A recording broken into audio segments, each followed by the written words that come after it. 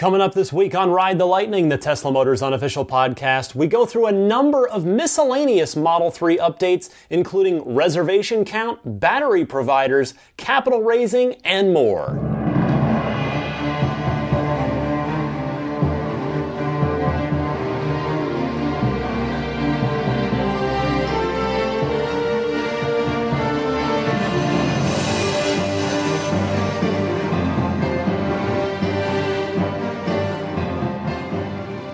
What's happening, friends? Welcome to Ride the Lightning, the Tesla Motors unofficial podcast. It's episode number 42 for May 22nd, 2016. And what can I tell you? I've had a bit of a frustrating week. It's sort of a just busy, stressful time at work, getting ready for E3, which is the Electronic Entertainment Expo, which is the sort of big time of year. It's difficult and stressful to prepare for, but then it's super fun when we get there.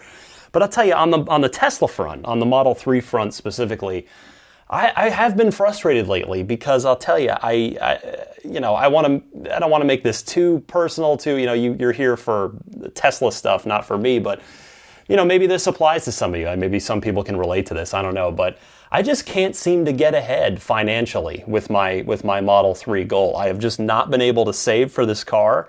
And it's causing me anxiety. It's stressing me out. Because I'll tell you, every time something good happens, like a raise at work or what have you, something else always seems to drag me back down. Whether it's recently I had to do a $2,000 clutch on my Infiniti. That's an unavoidable thing. You can't not do that. I babied it with a bum clutch for, I think, 4 or 5 months before finally giving in. And even that, I managed to find a guy who was awesome, a third-party guy, because the dealer wanted $3,200. Or there's something like that comes up, or, I've been having some really stressful times with my good pal, who, slash co-host, Maggie the Boxer, who had I'll tell you real quick, she fell down the stairs 3 months ago. And, I didn't think anything of it because she popped right back up. She had broken a couple of toenails in that fall. And, she was favoring one of her rear legs for a while. And I thought, okay, well, I'll just keep an eye on this. And she did get a quick look at by the vet. And so they just kind of said, oh, it doesn't seem like anything's broken. Anything is obviously bad.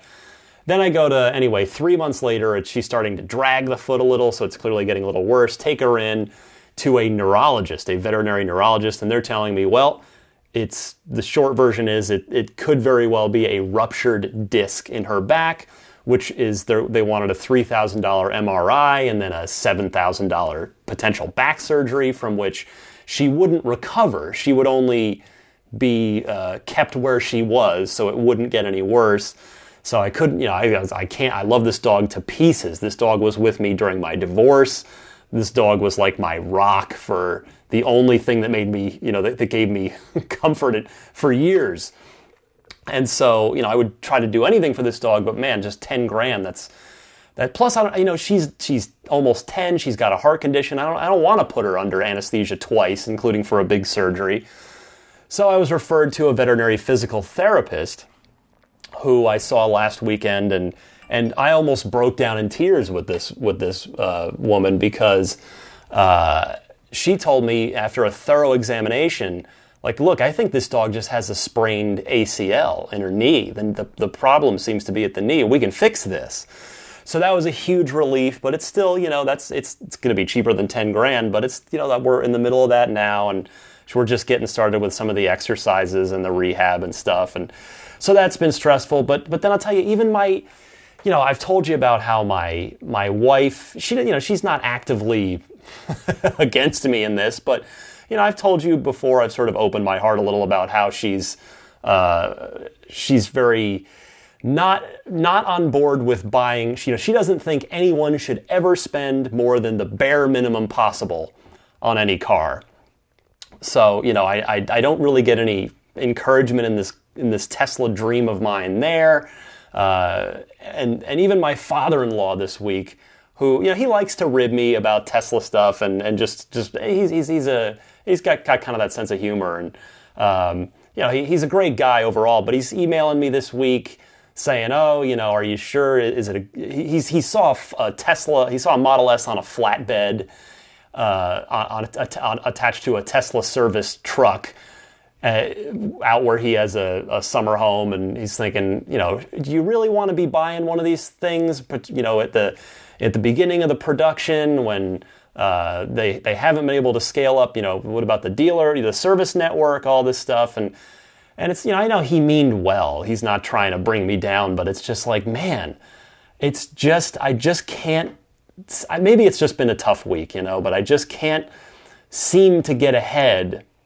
And I just can't seem to get anybody in my life who is super encouraging about the goal. Now, on the plus side, I am the kind of person that gets laser focused on my goals, and then I just don't quit until I've locked onto them like a Gila monster and won't let go. And then I either accomplish the goal or it's proven completely impossible. It's just, man, I'll tell you, I just wish I had more people in my life actively cheering me on rather than, either sitting there sort of indifferent or throwing little digs in whether they intend to or not. So it's been a little frustrating lately, but, I tell you, your calls, your emails go a long way. The last time I sort of opened my heart a little bit with this, I got such an outpouring of support from people. It was so re-encouraging. But, the quest goes on. I forge ahead toward the Model 3, but it's just, I just can't seem to get any additional savings beyond what I already have stashed away from selling my DeLorean several years back. I took some of that and put it into a Tesla fund and a little bit here and there, but man, I'm just nowhere near my ultimate goal here, which is, as it's at the very least a nicely equipped big battery dual motor Model 3, but my ultimate goal, and I'm a guy, I want to push for the ultimate goal, and that's the fully loaded performance Model 3. I'll get the car sooner, so we'll see. I mean, there's a long way to go, but man, I wish I could be saving more, but enough whining by me. Let's get to why we're all here, and that, my friends, is Tesla. Let's talk a little Model 3. This week is full of just a handful of updates, little updates that sort of piece together to help form the larger Model 3 picture. The first update being Model 3 reservation holders, of which I am one, of which many of you are one. We've got an update on that front from Tesla. We now know that there are approximately 373,000 of us. Now, you'll recall that Diarmid O'Connell at a conference that I ran audio of this, maybe a month or so ago now, had said they're approaching 400,000, meaning not quite 400,000. We now know through a filing by Tesla that they've had, I'm just using the royal we, I have a weird habit of doing that, 8,000 people have canceled their order. Now, if that seems high, remember, that's 2% approximately, a little over 2%. That's pretty negligible in the grand scheme of things. While Tesla themselves have canceled another 4,200 reservations because they suspect that those are duplicates made by speculators, people wanting to buy multiple cars and then immediately turn them around for a profit. Now, interestingly in this, Tesla threw down what I would call a bit of a humble brag. Here they said, quote, "If we wanted to, we believe that we could further increase the number of Model 3 reservations with minimal effort, but believe it is better to guide customers to purchase products currently in production. In other words, please buy a Model S, or if you feel so inclined, a Model X as well." Now, recall if you were to, I hear from a number of listeners every week who are new people all the time, and some of the awesomely crazy ones have gone back and binged all of the old shows. If you were to go back to just before the Model 3 reveal, I predicted something on the order of, I think I had said 50,000 reservations in the first 24 hours, and that proved to be wildly inaccurate on the conservative side. You know, they, of course, they were way, way higher than that. My thought now, if we're sitting at about 373, and I'll tell you, remember, it's less than 2 months since the reveal. Here, as I record on May 20th, the show is going up on May 22nd, and we're at 373K. I got to figure 400,000 is likely by year's end. And then, you know, it might stay quiet for a while, you know, because if there's not a lot of press, if they're not, you know, showing off really new things about the car. But I figure by the time part 2 of the reveal rolls around, where they're going to show the interior, the final interior, whether, you know, of course, maybe there's a HUD we're all speculating about. I'm not saying a HUD is going to sell cars, but just, you know, whatever this final interior package is that has controls like a spaceship, and whether the car is fully autonomous, as I have speculated and others have speculated, I would think that they'll clear 500,000 reservations shortly after part 2 of the Model 3 reveal. And maybe they could even sniff 1 million by the time the first cars are getting ready to be delivered, you know, as that last push of enthusiasm and excitement and just palpable joy and anticipation for the car builds. I wonder if it could get close to 1 million. So we'll see about that. And stop here, take a quick phone call. Mike in LaGrange calling in about whether you should buy a high-power wall connector now. I've taken a call about that. I've given my opinion on that. And he also chimes in on my suggestion of making a game for yourself insofar as waiting for the Model 3. So, Mike, I turn it over to you. Hey, Ryan, it's Mike here again from LaGrange. Just calling about a couple of comments that over the last couple of weeks. The first of which is about, you know, saving up for possibly saving money now or go ahead and dropping the money on a charger now versus doing it when your car arrives. I don't know if you noticed the new power walls that they just released are significantly cheaper than the old ones. I'm sorry, not power wall, but wall connector. The one with the 8.5 foot cord is $500, and the one with the 24 foot cord is $550. That's down from $750 for the last one. So it makes the wall connector cheaper than the UMC. So if you were thinking about doing, leaving your UMC at the house and buying another one to put in the car, this is actually a cheaper solution now, and potentially a better one. Also I believe it's a new feature in these, is they can now be networked together so that they can share the same power source and sort of schedule charging. So if you have multiple Teslas, you can plug them all in at the same time without needing to double the capacity of the circuit. So that's pretty cool. And the other thing is to note that it was the last time I checked, it was showing 5 weeks out for delivery on those wall connectors. So that could be something to keep in mind, as, hundreds of thousands of Model 3s go out, if they don't quite anticipate the production needs for that part, if you order at the last minute, you may be out of luck because they're out of stock. And then the second comment was just about trying to make the wait for Tesla fun. I'm kind of in the same boat as you. A lot of the things you say ring true, so super excited to be getting the car earlier, but then sort of terrified that it's coming earlier because now I got to ramp up my financial situation here to pay for the car. So, but in terms of making it fun, make a game out of it, I've already started doing that and sort of using the achievement system like for Xbox, just making up some achievements. For example, like opening a Tesla savings account, saving your first $1,000, $5,000, $10,000, whatever kind of numbers there are appropriate for you.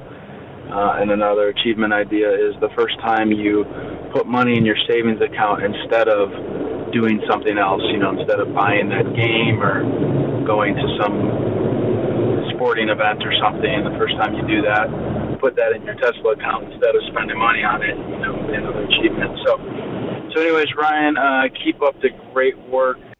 Thank you, Mike, for the call, and I will say just be careful calling in from the road. It's not, remember, it's a 24-hour, 7-day-a-week hotline. You don't necessarily have to call in from the road. If you do, make sure you're using a hands-free solution of some sort. I know it's not illegal to talk on a cell phone with it in your hand in every state. It is here in California, but just be careful out there. I wouldn't want you to get hurt on account of calling in to this podcast. Anyway, a great note on the high-power wall connector there, Mike. There could, what you point out is that the closer the Model 3 gets, there could be a huge run on them, particularly maybe once the design studio opens and people know, how much money they're looking at for their specific configuration. So you make a good point about that adds to the case to maybe consider buying one now. If you feel so inclined, you want to get your first piece of your Model 3 installed, you can look at it every day in the garage, count the days down. Also, by the way, I love that you're gamifying this. I love that you've created achievements for yourself. So I'll say, I wonder when you accomplish them, do you actually say out loud "achievement unlocked"? Because I think you should. In fact, you should make a shirt for yourself at the end when you get your car. And heck, I have a little T-shirt business. Maybe I'll do it. It'll be maybe like achievement. That the little oval, the long horizontal oval. It can say achievement unlocked. Bought my dream car. Problem is, you can't use the Tesla logo because Tesla owns that, and they probably wouldn't be too happy about its unauthorized use on a shirt. But another fun thing, actually, I meant to mention this at the top. I apologize. I totally skipped by this in my notes. I want to mention that the Model 3 reservation holders, such as myself and probably yourself, if you take a look in your My Tesla page right now, you'll notice that it's been given an ever so slight update. Instead of just listing your reservation number, you now also get a very pretty rendering, a side profile rendering of a blue Model 3, which we have not seen the car in blue, of course, in real life as of yet. And in fact, the rendering that's on there is probably not a real photograph. It's sort of a design studio, Photoshop job. But nevertheless, the car, I gotta say, looks very nice in what appears to be the Tesla ocean blue, that metallic blue. And in fact, on that note of photoshopping Model 3 colors to get a vague idea of what they look like, I want to give a shout out to Chris Bayall, who emailed me to let me know that he made a really cool mock-up of a Model 3 design studio. I encourage you to check this out. It's a great little thing. Spend a couple minutes on there. The website is model3config.com. That's Model 3, the number 3. And I have to say, as I had dreamed, the Model 3 looks mighty sharp in signature red. I want it so much. I mean, believe me, I'll be happy with that gorgeous multi-coat red. But man, signature red, take a look at it on Chris's Model 3 config website. It looks really good in sig red. It just bums me out that I probably won't be able to get it, because even if it were to somehow be offered, my suggestion to Elon, who almost certainly has not heard this show and doesn't listen to it, but my suggestion was, hey, Elon, everybody that ordered on March 31st, everybody whose order is timestamped March 31st, give us access to Signature Red in the design studio as sort of the early adopter badge, so when our cars are driving down the road and it's a Signature Red car, you can look at that car and know that guy or girl, that person is an early adopter. They were in on day one for this car. That's what I'd like to see. But if Tesla does happen to offer it, the more likely scenario is that it'll be made available to Tesla employees, who of course have first dibs on the car, or maybe even or current Tesla owners who, of course, also get priority. But in any case, so good stuff from Chris Bayall, Model3config.com on that. Our next news topic here this week, for those of you who've been curious about a Tesla truck, and recall that Elon and Tesla themselves haven't shied away from the fact that a truck may very well be in the company's future. The Chief Technology Officer, J.B. Straubel, spoke on the topic at the International Transport Forum in Leipzig, Germany this week, and listen to what he had to say about a possible Tesla truck. From just a pure technology point of view, everything that we've done on vehicles, translates directly into trucks. There's no reason that you can't today make a very compelling electric truck, that can charge in the same sort of times as a Model S, as one of our passenger vehicles, and have the same economy of operation. It hasn't, that sector, I think, hasn't seen the same type of innovation. It's a bit more conservative, and obviously people don't want to take risks on the end business, which is to move a kilogram from A to B. But I think we will see that coming back. Especially, perhaps as fuel prices tend to rebound, and there was a lot more interest in this a few years ago as fuel prices were much higher, and then we've seen kind of the interest start to wane. Whereas in the passenger space, there's been more of a sustained interest, but it will definitely happen, and I think quite soon. Good stuff from JB there. I've got to think that the truck would probably come either after Model Y and before Model 4, or maybe right after Model 4. Because again, I feel like the truck stuff could depend on, or could really, the getting the cost down. Because trucks are going to need massive battery packs because they weigh so much more and they need to haul things that, of course, weigh a lot as well. So I wonder if full gigafactory production plus just cell chemistry advancement might be needed. So I wonder if we might need a new generation of battery from Gigafactory, that the same kind that would theoretically be going into the Model 4, which will be a smaller, compact-sized car. So we shall see, but it definitely seems to be on Tesla's agenda. Now, on the topic of batteries, there's Panasonic, who, of course, is currently Tesla's primary supplier, at least for the time being. They have issued a statement this week saying they were asked about whether or not they could keep up with Tesla's brand new, very, very, aggressive production plan, to get to 500,000 total cars in 2 years from now instead of 4. And Panasonic went ahead and issued a statement on that said, quote, "We will do our best to move up the schedule if requested," according to Panasonic's head of automotive and industrial systems division, Yoshio Ito.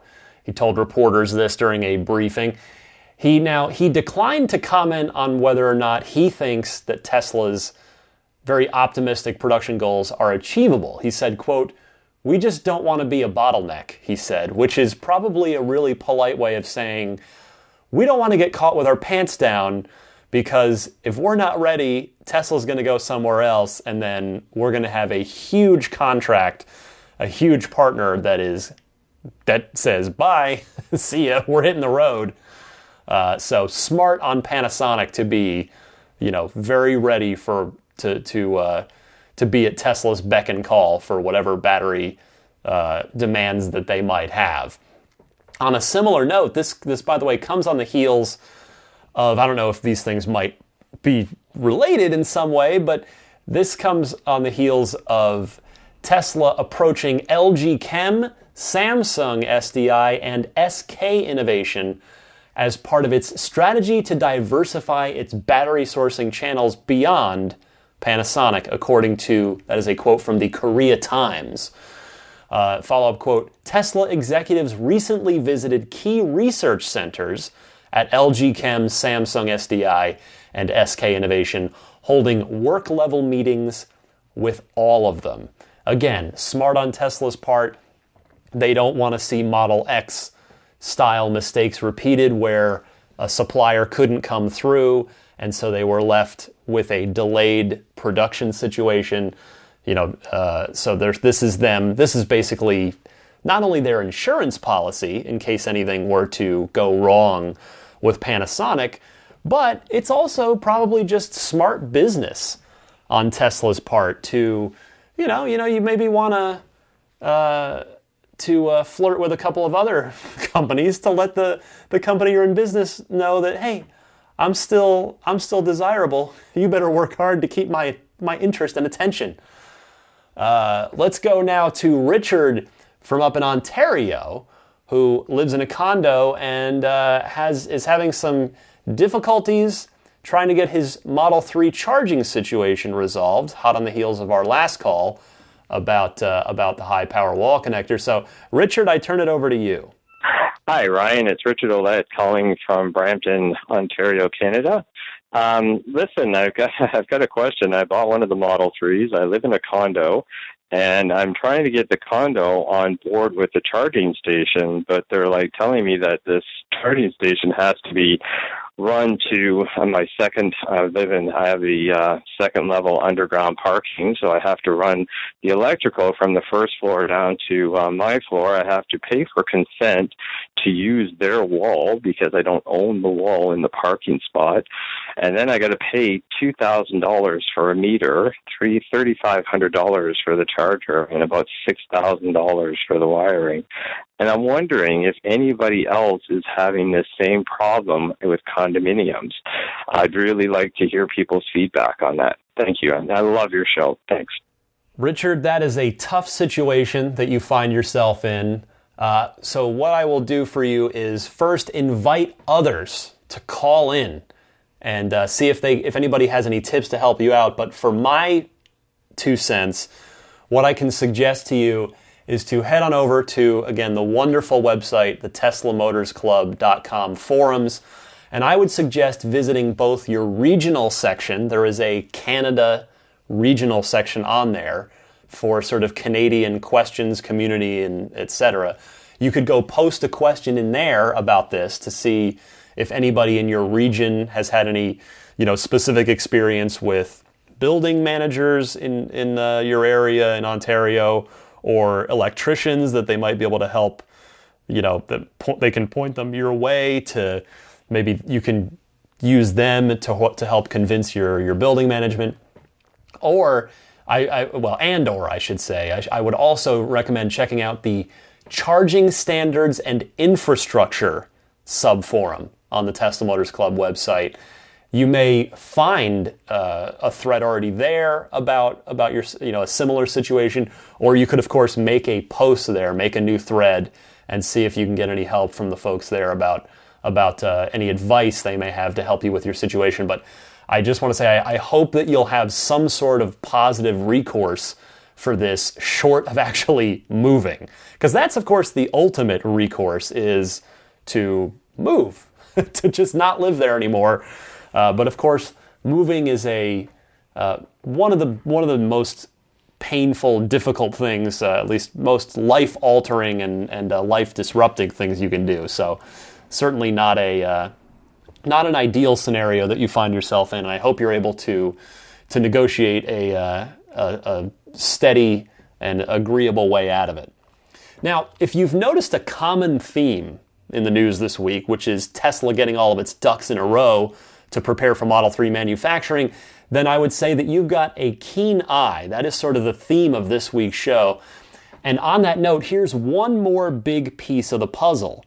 As previously outlined by Elon and Tesla, the company is now going to sell $1.4 billion in stock in order to raise capital for the new, more aggressive Model 3 production goal. Tesla is going to sell 6.8 million shares, or up to 8.24 million if underwriters exercise their options. This is a quote now from Tesla's filing on this. Tesla is offering about $1.4 billion of shares, with the remaining shares to be sold by Elon Musk to cover tax obligations associated with his concurrent exercise of more than 5.5 million stock options. Some of those are going to charity, by the way. About 1.2 million of them are heading charities away, so that's cool. on a net basis, Mr. Musk will increase his overall Tesla shareholdings through these transactions. So if it looks in any way like Tesla, like Elon is sort of like cashing out a little bit, or doing anything that looks like he's not showing confidence in the company, it's actually the direct opposite. So it's always complicated with these things, but ultimately he is in fact upping his stake in the company. That is everything for this week in the news. We've got a good handful of callers once again waiting for you right after this short little break.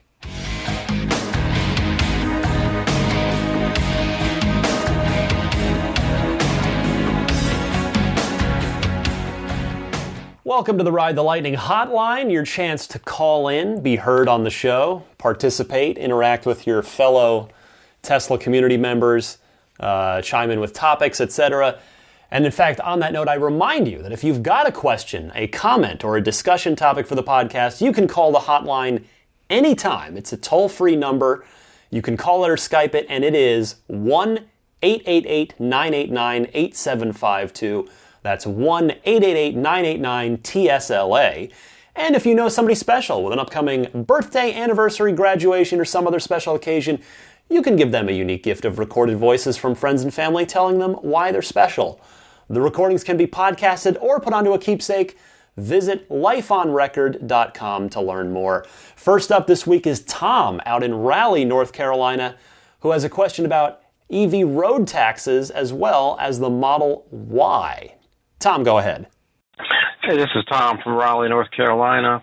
I was wondering if you guys have addressed the issue of states charging electric vehicles for a road tax, whether that would be by the number of miles driven per year or, how much they charge them at a charging station. And I'm wondering if you've heard any rumblings about that. I think I've heard North Carolina was mumbling over that, to pay for their roads since we don't buy gas. I also wanted to know, is the Model Y the hatchback version of the Model 3, and is that something that may or may not come out? I noticed the Model 3 is 5 inches wider, 5 inches longer than my Prius, and that would really be a nice upgrade to what I'm using now to haul around all my stuff. But the hatchback utility is just really something I'm looking forward to on a Tesla. Being able to haul 2x4s and things like that. Although I don't know if I'd do it in a brand new Tesla, but it'd be nice to have the hatchback utility in that car. But anyway, thanks. Enjoy the show and take care. So I looked it up, Tom, and it turns out North Carolina EV owners are getting charged a $100 annual fee for what is effectively the road tax that you mentioned that goes towards road upkeep and maintenance that, of course, internal combustion engine cars pay for through gasoline taxes.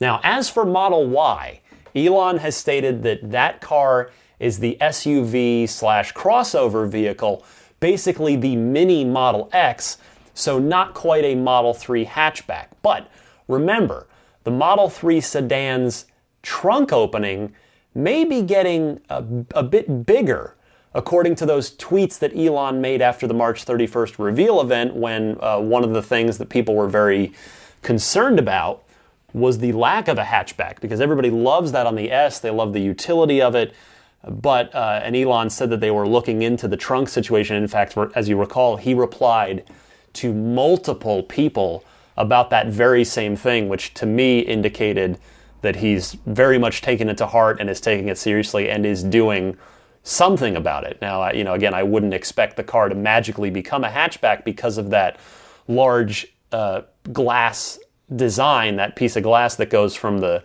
that sort of top roof line all the way down the back of the car. So, but I would think that the opening for the trunk in the 3 is going to be substantial.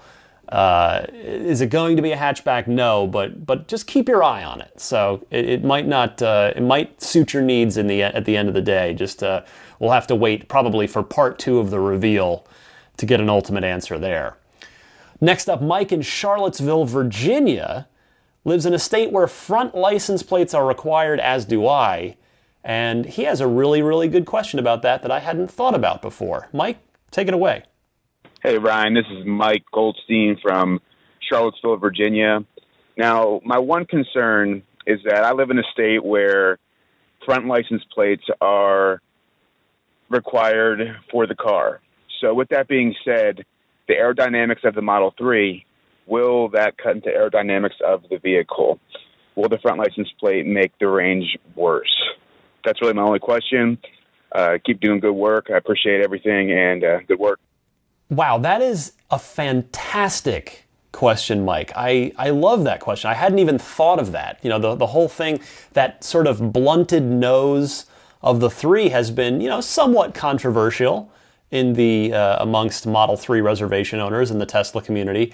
And the availability, or rather the necessity in some cases, of a front license plate, is that going to have a tangible effect on the car's aerodynamics? Because recall that it is a very, very low 0.21 drag coefficient, which is just among the lowest in the world for a mass-produced car.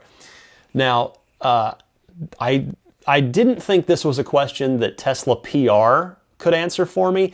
This one felt like an Elon Musk question. So, on your behalf, I went ahead and tweeted Elon in the faint hope that he might, A, see the question in the first place, because, you know, you kind of got to catch the guy when he's paying attention to Twitter. It's not like he's on there all that much, from what we can tell. And B, that hope that Elon would be intrigued enough by the question to answer it.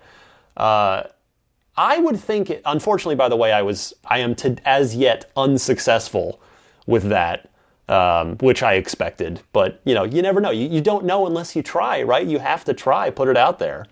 So I tried tweeting it at him, and maybe I'll try again at some point if I happen to be on Twitter at the same time that I notice he's posting stuff, or posting or replying to things. Maybe I'll try again. But that is an absolutely fascinating question. I would think that it wouldn't have a tangible effect. It has to have some sort of effect, but I would think it's a very, very small, negligible one. But I'm also no engineer, so I'm basing that on absolutely nothing. I'm a words guy. I'm a communications guy. I am not to be taken seriously in the field of aerodynamics. But you could just do what I'm going to do, which is quite simply run afoul of the law. I live in California, which is also a state that requires front license plates. But you know what? I made my decision a long time ago. There is zero chance that a front plate goes on any Tesla that I own. I didn't put one on my DeLorean because there was no way I was going to ruin the front of that car. That is a special car. It's not made anymore. There are brackets you can get that mean you don't have to drill into the front fascia, the front bumper of the DeLorean, but it just looks horrible. The beautiful DeLorean, it was never meant to have a front plate. And in fact, I always get a little sad when I see Model S's on the road here in California that do have front plates, because I really just think it takes away from the beautiful, aggressive look of the car. In fact, today I've continued to see. I was in LA this week on business. I saw one Model X there. In fact, what's weird is I would say the most common Model X configuration I've seen so far, and this is a small sample size, has been the dark gray, whatever it's called, the metallic gray, with the onyx black wheels, which is a nice combination. But that's what I saw in LA too. But I happened to see an X in not too far from my office, going in the opposite direction. So it was coming my way, coming at me. And it had a front plate on, and it just really nerfs the front end of that car. And I really feel like the Model 3, with just all of that, just that space there, no grill, no nose cone, a plate is just not going to look super great in my humble opinion. And now some of you may live in areas where you just know the police are going to come for you. Like they will, if they see you, they are going to pull you over and give you a ticket. I'm in a spot here where, at least here in the Bay Area, Northern California, it is the law to have a front plate, but I see lots and lots of cars that don't have them. So I knock on wood. I'm actually knocking on my wood desk. I'm not too worried about it, but I'm just not going to do it anyway. Even if I get a fix-it ticket or two, I'm just not going to do that to my car. Now, I would not. That is not me advocating that you do it. I am merely putting it out there as an idea. I would never advocate breaking the law. Let me make that abundantly clear right now. But in fact, I'll just add that if any of my listeners happen to be CHP officers, please think kindly upon the hours and hours of Tesla information and entertainment that I have given you through this podcast if you happen to pull me over and you see that my Model 3 does not have a front license plate on it. Please be merciful. But I'm not going to put one on. And but yeah, your area, you may feel differently about it. You may not be comfortable with that, or you may just know that you are going to get pulled over and you're going to get hit for it by the police if you don't do one. But yeah, I got to figure that the front license plate has a negligible effect on the aerodynamics of the car. But I've asked Elon, and we'll see. You never know. I could get an answer. All right, let's move on to Josh from up in Bloomington, Minnesota. He's a new listener. Welcome to the show, Josh, who has what I think is a fantastic suggestion for future Tesla software. Josh, go ahead. Hi, Ryan. Josh Leonard here from Bloomington, Minnesota. Great job on the podcast. I've enjoyed listening to it over the last few weeks. One of my friends turned me on to it, and I can't get enough exposure to the Model 3 news and also just kind of keeping up with Tesla, SpaceX, and the likes. So a lot of hype and fanfare about the Model 3 and, the options, the wheels, the colors, the size of the car, the interior, the range, the battery, all those different things, which are all great things. But one of the awesome aspects to me, being a software architect, is the software, the role of the software in the Tesla vehicles. And I think I have young kids, and I'm looking 10, 12 years down the road when they start driving. I hope that Tesla is thinking about, instead of just performance upgrades, about profiles, family profiles, that kind of thing. Like, ideally, mom and dad would be administrators on the car, and the kids have their own login, almost like a Windows laptop or a PC, right? I can limit certain performance aspects of the car and feel safe that my kid isn't going to go out and get themselves into trouble with, a car that has way too much power for them. I know Teslas are the safest cars on the road, and that's one of the reasons we look at that for our family car. But, if we could have some type of control, not to be too big brotherish, but, some type of reasonable control over the car with software, that'd be great. I think that's what we're lacking in the auto industry, is that type of stuff so far. I mean, having the radio disabled until you turn your seatbelts on or whatever, that seems pretty lame attempt to me. Anyway, so really enjoy the podcast. Keep up the good work. Would love to chat more, and I'll keep listening and hope to get on the show again sometime soon. Take care. This, Josh, is a fantastic idea. I love this. Now, the good news is there is something sort of like this that already exists, and in fact has existed since the Roadster, although it didn't exist on the S for a while, but they have since added it in. So now that the Roadster, the S, and the X all do have this, and that's valet mode. You can lock the car, or you can put in a key code. You can effectively turn on valet mode. Makes you put in a key code, a keypad code, and what it does is, while that code is active, while the car is locked away in valet mode, it cuts the power of the car in half so that nobody can unleash all of its horses, which, if you have a performance model, is going to be of particular relevance to you. But really, any Tesla, that's going to be a significant thing. So that is one thing that you could use to help keep your teenage drivers in check in your household. But your idea of taking it even further than that is a great idea, and I hope Tesla is listening, particularly as more and more affordable Tesla models come out and get into more and more families' hands. By the way, you should, speaking of tweeting at Elon, you should absolutely tweet this at Elon. As I said, your chances of him seeing it aren't particularly great, but you never know, and he has said before that he welcomes feedback, he welcomes suggestions on Twitter, so I would throw it his way. Give him an @Elon Musk and throw that his way and see. You never know. Hopefully he'd at least see it. You know, you can't, again, you never know if you don't try.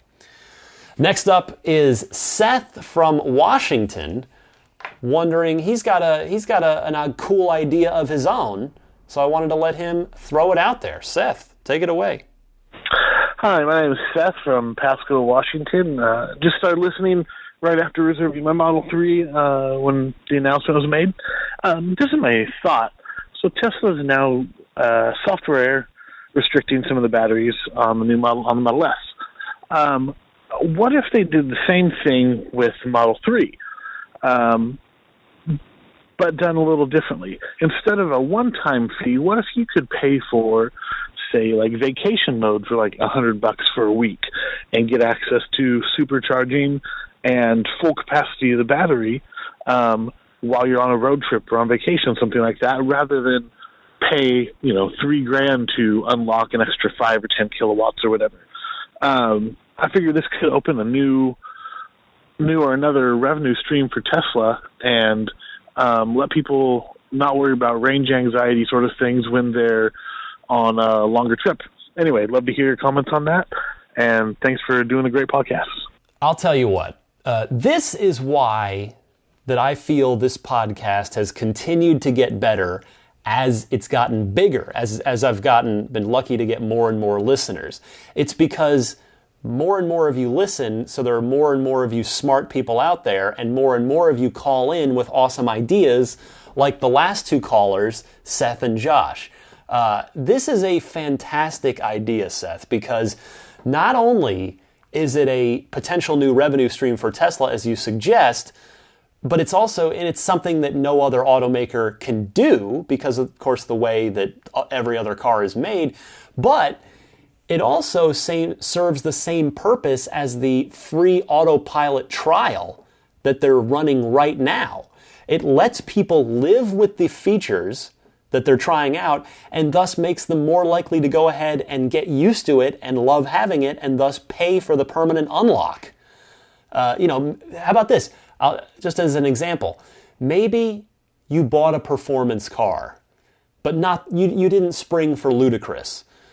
But assuming all of the Inconel fuses, and assuming all the hardware is there on every performance model, ludicrous or not, the way it is with the X, maybe you can pay $200 to rent ludicrous mode for 24 hours so that you can take the car to the track for a track day.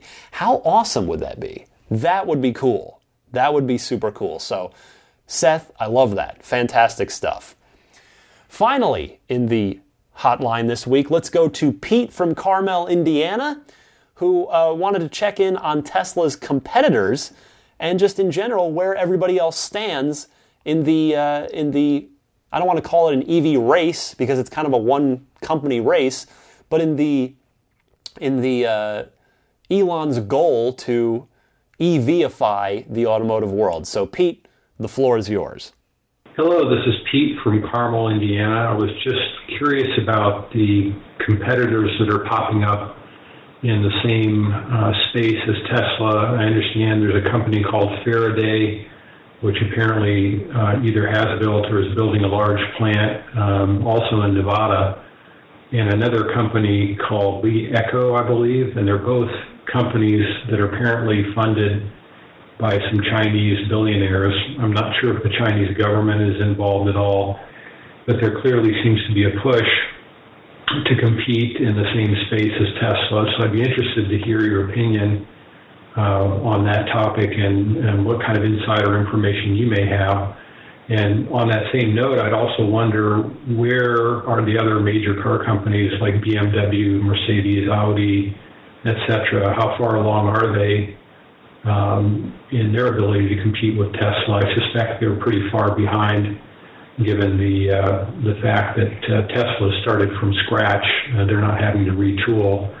And I suspect for the pre-existing companies that there's going to be some serious inertia that they're going to have to overcome to be able to catch up. But certainly the Chinese contingent may be able to give Tesla a run for its money and get up and running pretty quickly. So anyway, enjoy the show. I'd like to hear your thoughts and comments on this. Thank you.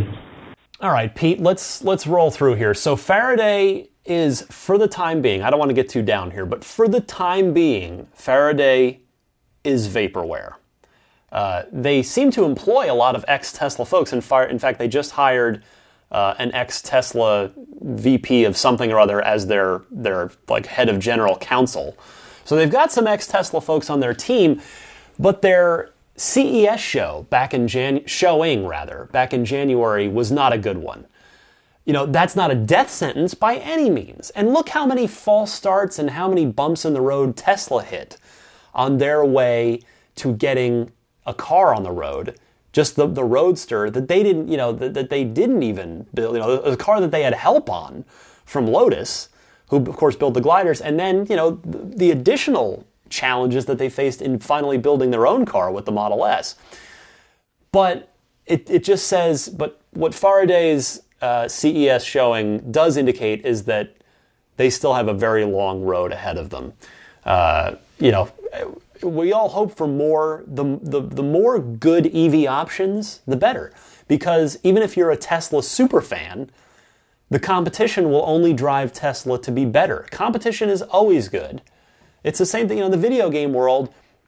Even if you're a dyed-in-the-wool PlayStation fan, or fanboy, as they are referred to sometimes, you want the Xbox One to be a strong competitor because it just will push your team, your preferred console, to do better. It's just the nature of business. It's always good. So hopefully Faraday will be able to get their act together and get a car out there sooner rather than later, and a good car. But for now, I wouldn't count on, buying anything from them anytime soon. As for everyone else, BMW has started down the path, as we've seen with the i3, the i8, and they've got some more initiatives in the works. Porsche is, I hate to say this, but they're still pretenders for the time being. They're saying, oh, well, maybe we'll build the Mission E, and it would probably be this spec, but, no firm commitments from Porsche. Ford has dipped their toe in, so that's a start.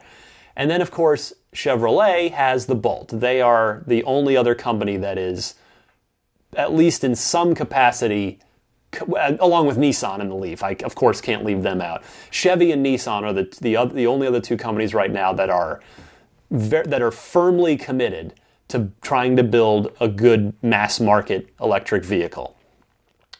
But at the end of the day, everyone is still way, way behind Tesla. Whether it's in the battery technology, the range of the car, the charging infrastructure, everyone's behind Tesla in the charging infrastructure category.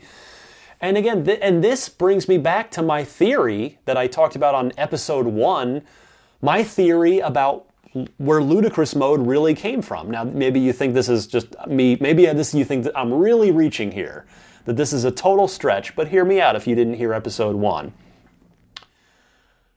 Elon won Car of the Year for Model S. That didn't motivate any of the other car companies to build electric vehicles. Tesla open sourced their patents. That didn't motivate anybody else to really get serious about EVs. So it is my theory that Elon decided, okay, if I can't passively encourage the competitors in the automotive world to build electric vehicles, what choice do you have? Where else can you hit them? Well, you can hit them in the only two places that it hurts, and that's their wallets and their egos. And that's where I think ludicrous mode came from. I think Elon decided to embarrass everyone else into building electric vehicles because he took Tesla's technology and so thoroughly clowned everyone else, whether they're a sedan, a competing sedan, or a supercar. He clowned them all with ludicrous mode and is attempting, I think, to embarrass them into having to build EVs in order to catch up, in order to stay toe-to-toe with Tesla in the performance category, which, of course, is a sexy category that consumers like. Now, the other place, again, I mentioned the wallet. And what's the Model S doing? Partially because of that sexy factor, because of that ludicrous mode. It's only part of the reason, but it is part of the reason. And that is that, as we know, in 2015, the Model S was the #1 selling car in its class in the world. And that is going to make the other car companies pay attention. So those are my thoughts there. We can only hope that the Bolt is going to help move things along, that the next generation Leaf will have, better range and hopefully better looks, and it won't be such a weird mobile, and that will continue to be sold to people. But for now, it is still more or less Tesla lead with I don't want to call it quite a one-horse race, but it pretty much is. I mean, we'll see what the Bolt has to say about it as far as, an affordable long-range EV, but for now, it's Tesla.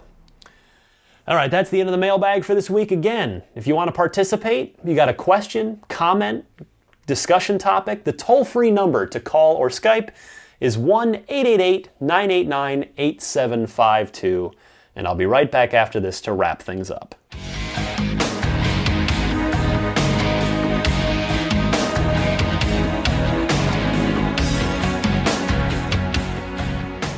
All right, time to hit the road here, but I encourage you to follow me on Twitter at DMC_Ryan, or you can email me, teslapodcast@gmail.com.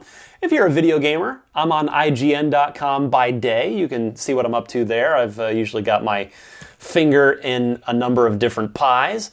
I've got a t-shirt website that has some video game inspired and geek inspired t-shirt designs and a coffee mug. And that site is nerdstyles.com if you're curious to see what I've got over there. Please subscribe to Dave T's weekly Tesla newsletter at teslaweekly.com.